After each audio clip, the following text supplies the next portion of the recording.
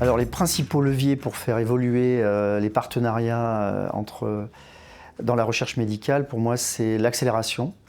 Alors c'est facile à dire, mais c'est plus difficile à faire. Il faut qu'on accélère la manière dont on fait nos partenariats, en termes de temps, vraiment, véritablement. Je pense que c'est le critère majeur aujourd'hui dans l'accès à la collaboration entre les partenaires académiques, hospitaliers et l'industrie.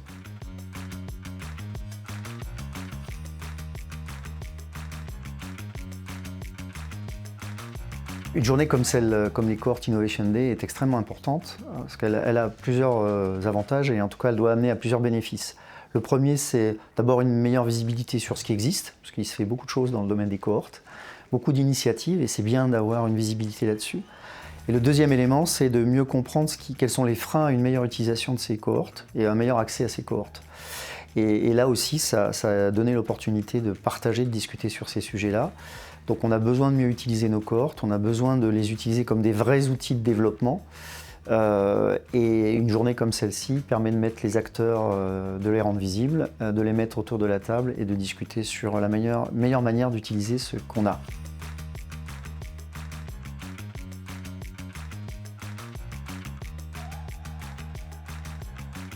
Avoir accès à un environnement hospitalier, universitaire, important et développé est d'une importance absolument cruciale pour le développement de nouvelles options thérapeutiques et c'est important pour Sanofi comme ça l'est pour d'autres acteurs. Et donc les discussions commencent avec le monde académique ou le monde hospitalier sur des partenariats qui vont être multiformes. On a besoin de s'asseoir sur des compétences de recherche importantes. On a besoin de s'asseoir sur des compétences translationnelles importantes, et donc c'est ce qu'on peut avoir dans certains centres hospitaliers par exemple.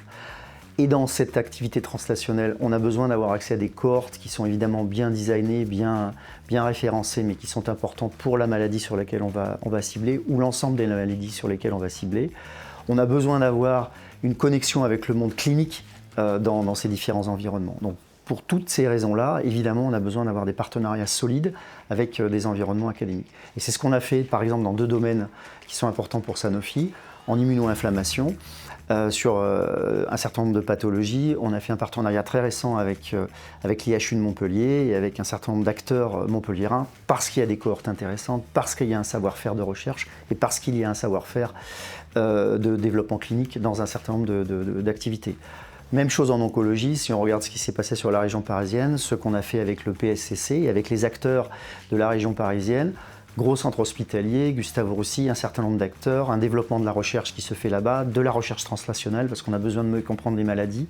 Donc tout ça mis bout à bout, ça fait évidemment des structures et des partenariats qui sont importants et fondamentaux pour le développement de notre stratégie et surtout de trouver des solutions pour les patients.